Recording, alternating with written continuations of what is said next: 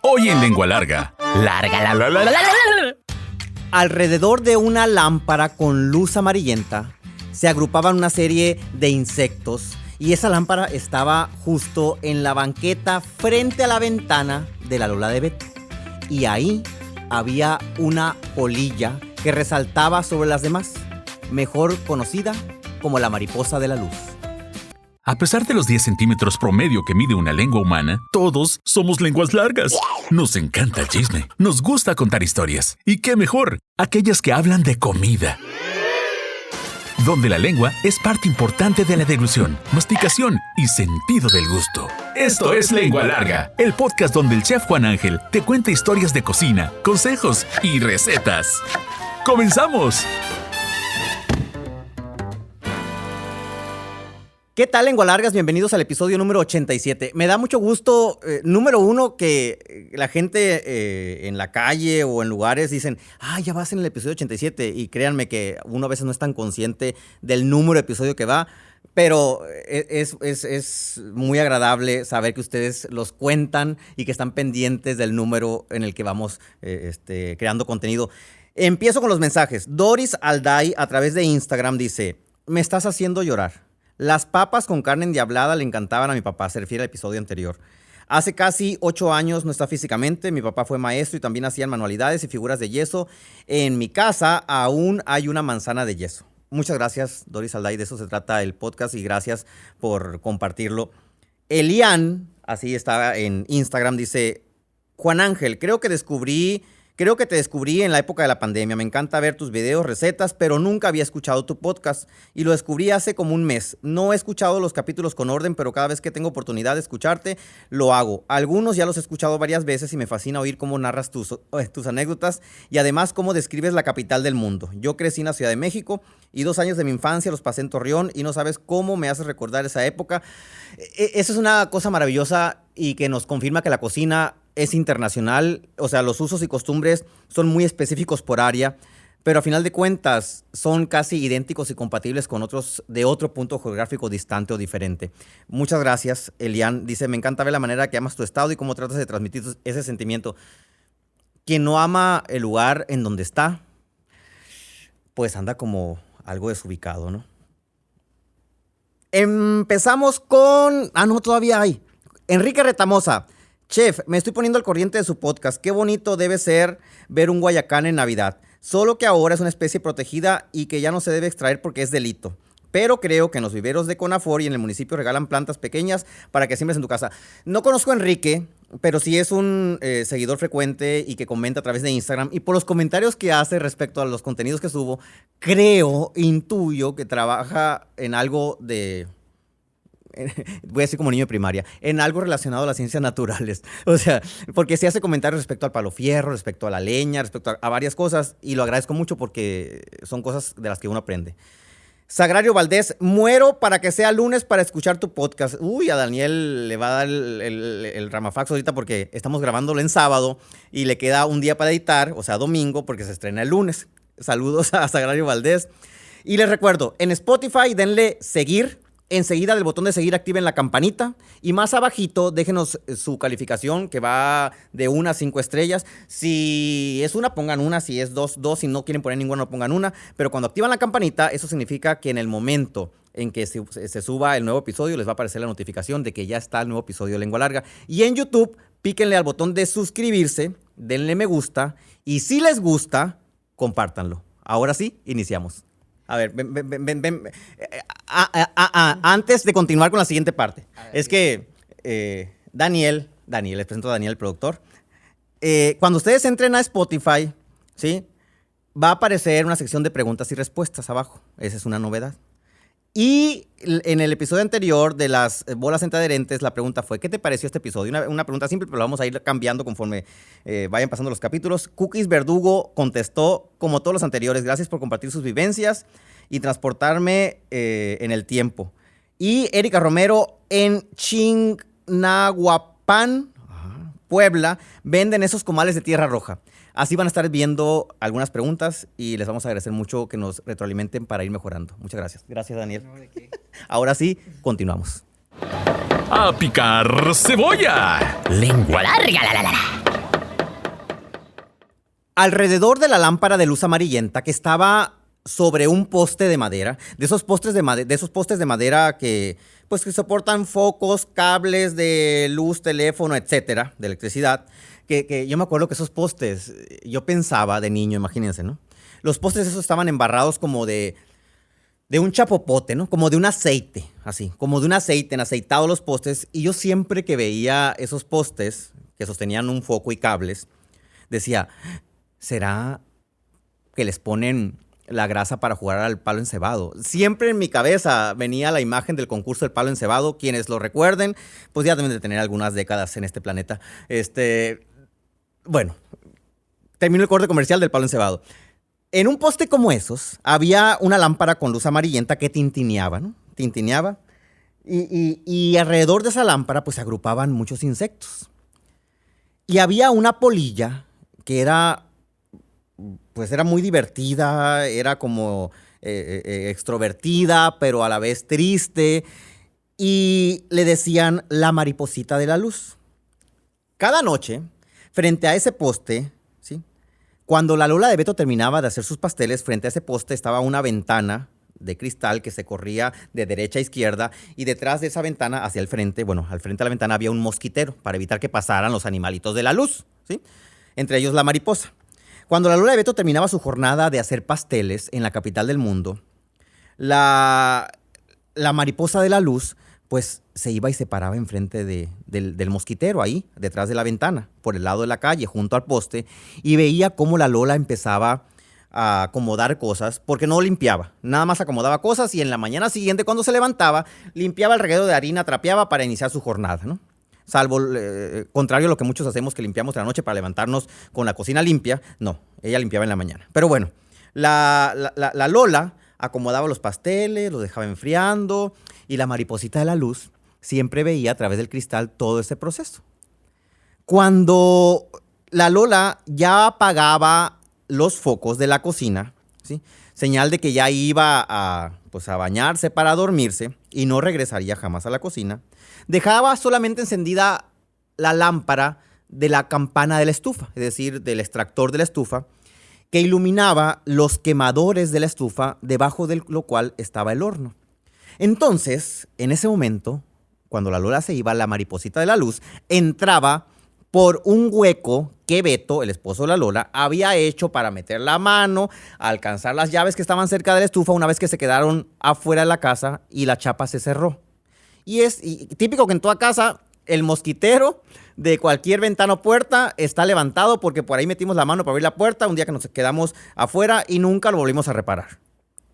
Por ahí entraba la mariposita de la luz. Entonces, lo primero que hacía, se iba al bote del azúcar. Porque a un lado del bote azul con tapa transparente, donde guardaba el azúcar, la Lola, y adentro había una taza, me acuerdo, una taza de cerámica con la que medía el azúcar.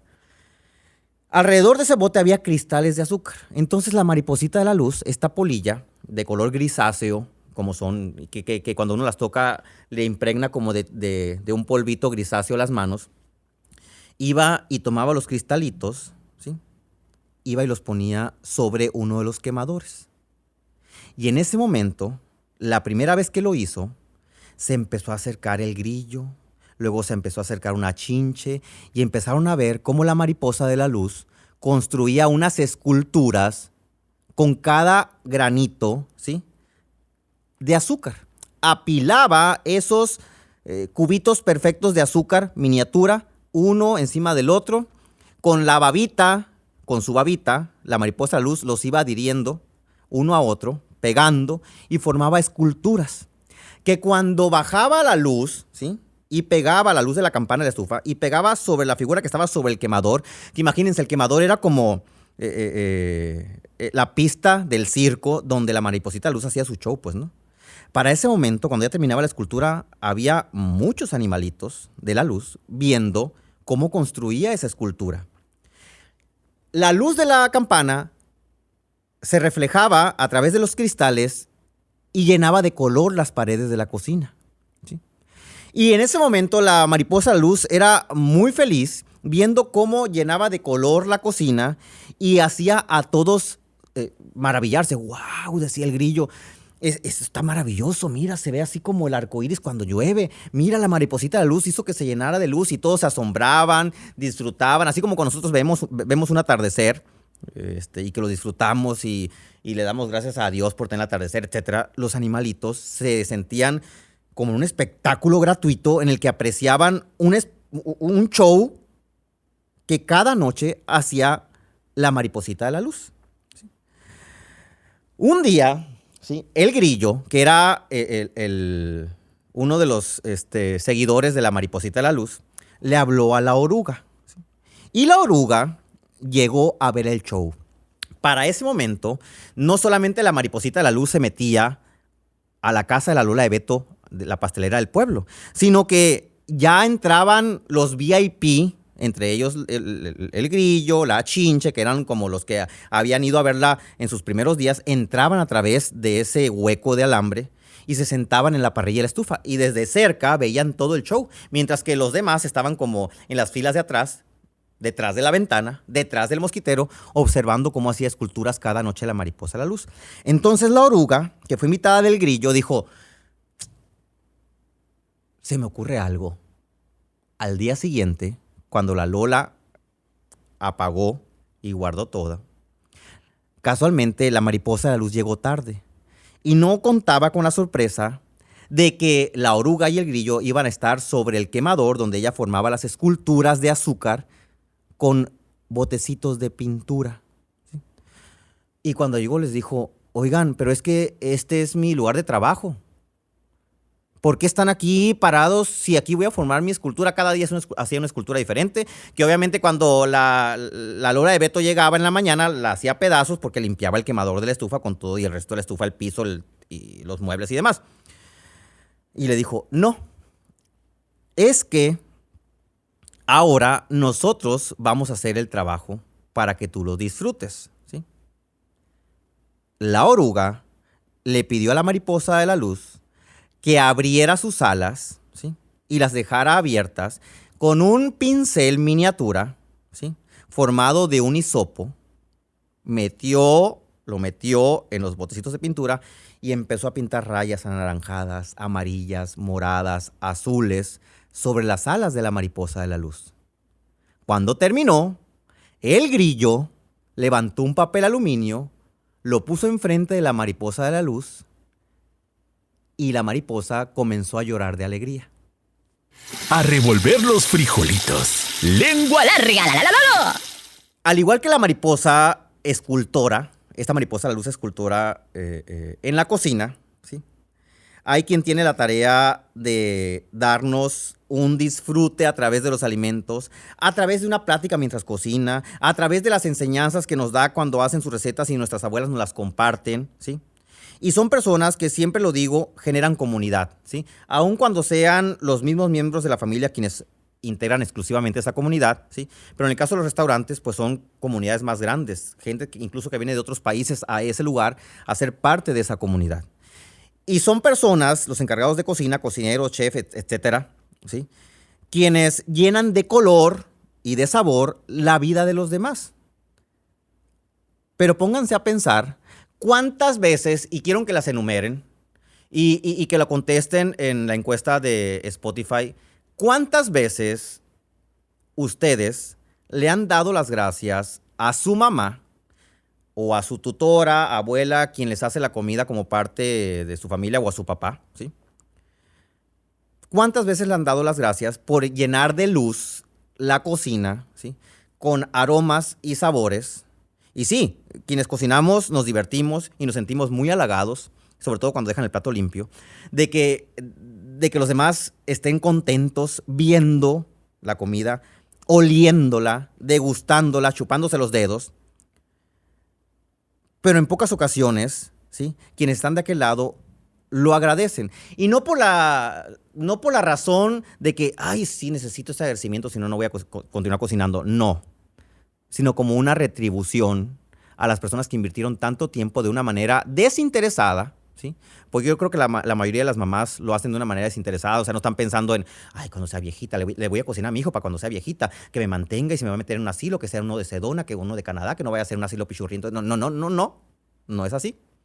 Entonces, contesten, ¿cuántas personas de ustedes, ¿sí?, han pintado de colores las alas de esas mariposas que cocinan en diferentes cocinas de su casa, de su abuela, de restaurantes, para llenarles de alegría su vida, así como estas mariposas llenan de alegría su vida o nuestra vida con sus platillos? Cada vez van a decir, se fumó un churro el chef con la historia. No. Cada vez que iba a la casa de mi tía Concha es la hermana menor. Ay, sí, creo que es la hermana menor de mi papá. Es de las hermanas menores de mi papá. Mi papá es el hermano mayor, ¿no? Y mi tía Concha vivía exactamente enfrente de la casa de la Lola de Beto. Y cuando nos juntábamos a jugar, mi tía Concha, ahí en su casa, con mis primos, abría la puerta de enfrente y la puerta del corredor para que entrara aire, y ahí nos juntábamos a jugar. Y yo veía cómo enfrente había un poste donde había mariposas de la luz y que las mariposas se llenaban pues de energía con la luz y luego bajaban y se paraban en la ventana de la casa de la Lola de Beto. Y cada vez que veía eso, me imaginaba la historia que les conté. Es una historia sacada de la imaginación, de una imaginación de niño que le puse orden ahora que ya la pude escribir, pero que tiene ese mensaje y espero transmitírselos con las ganas que lo estoy haciendo, de que reconozcamos a quienes nos cocinan. ¡Échale queso! Lengua larga, la, la, la, la. No les voy a pasar la receta de los pasteles que hacía la Lola de Beto, que eran los pasteles, uno de los pasteles más famosos de la capital del mundo, porque pues, no había pastelerías. Sigue sin haber pastelerías. Son personas que desde casa hacen pasteles bajo pedido y los venden, ¿no? Ok. Les voy a dar una receta que es muy, pero muy, pero muy sencilla. Yo creo que es mi receta más sencilla para hacer un pastel, que la porción, ¿sí?, la pueden hacer sobre un molde para panqué para que les quede como panqué, porque es una porción muy pequeña. De hecho, ni siquiera van a batallar para batir, porque no es tanto los ingredientes que van a verter sobre el tazón. En un tazón van a agregar media taza de moras azules, ¿sí? Y con moras azules me refiero a los blueberries. Si no tienen moras azules, van a decir, ay, el chef se puso con sus cosas, que moras azules. No. Son las bolitas estas, pues así, azules, que hay también su versión roja, que son los arándanos. Si no tienen la versión fresca, pónganle la versión deshidratada, que es más fácil. Si no tienen la versión deshidratada, pónganle uvas pasas, pues. Pero les digo que lleva la receta original para que cuando se den una vuelta, yo siempre pongo ese ejemplo porque cuando me daba la vuelta a Hermosillo, cuando vivía en el pueblo y veía en la tele, no sé, a César Costa y a Rebeca de Alba en su sección de cocina en Un Nuevo Día, y siempre apuntaba y le decía, mamá, cuando vayamos a Hermosillo hay que comprar un bote de cajeta. En el pueblo no había cajeta. Un bote de cajeta porque voy a hacer esa receta. Entonces, cuando vengan a la capital, quienes están en comunidades aledañas o fuera de una ciudad, compren las moras. Listo. Cierro el corte comercial. Media taza de moras en un tazón, 2 huevos, ¿sí? Van a poner también 4 cucharadas de mantequilla derretida y media taza de azúcar mascabado, del azúcar morena, esta que es muy morena, ¿no? Van a batir todo, así. Moras, media taza, 2 huevos, 4 cucharadas de mantequilla y media taza de azúcar. Unen todo, ¿sí? No les pido que disuelvan azúcar, va a ser casi inútil decirlo, no necesitan disolver, nada más que se mezcle. Con un colador van a tamizar, que es igual a colar, ¿sí? Van a tamizar una taza de harina de trigo con una pizca de sal y una cucharada y media de polvo para hornear. Lo van a cernir para que se pueda deshacer las bolitas que tenga la harina o el polvo para hornear o la sal. Y van a terminar de mezclar. Cuando esté todo mezclado, lo van a poner en un molde para panqué, porque es la porción, porque es muy pequeña, enharinado y engrasado. Con esto me refiero, abro paréntesis. Le pasan la barrita de mantequilla o una toallita con aceite al molde, le echan encima harina, lo mueven para que se le pegue la harina y se haga una capa como antiadherente y ahí van a verter la mezcla. Van a hornear todo esto 30 minutos a 180 grados y van a tener el pastel, no como de la Lola de Beto, pero uno de los pasteles más fáciles que pueden hacer. No tienen que sacar la batidora, no tienen que esforzarse por batir, no van a usar un tazón enorme y en cuestión de 35 minutos van a tener un pastel delicioso. para desayunar, comer o cenar. Y si les sobra, al día siguiente, háganlo pan francés. Hasta la próxima. ¿Ya te aceptaste como lengua larga? ¿No? Entonces espera el siguiente episodio. ¡Sí! ¡Bienvenido al club! Sigue al Chef Juan Ángel en Facebook, Instagram, YouTube, Twitter, OnlyFans. Uy, no, eso no. Busca recetas, cocina con él e interactúa. Búscalo en todas las plataformas como Chef Juan Ángel. Afila la lengua larga para el siguiente episodio. ¡Adiós!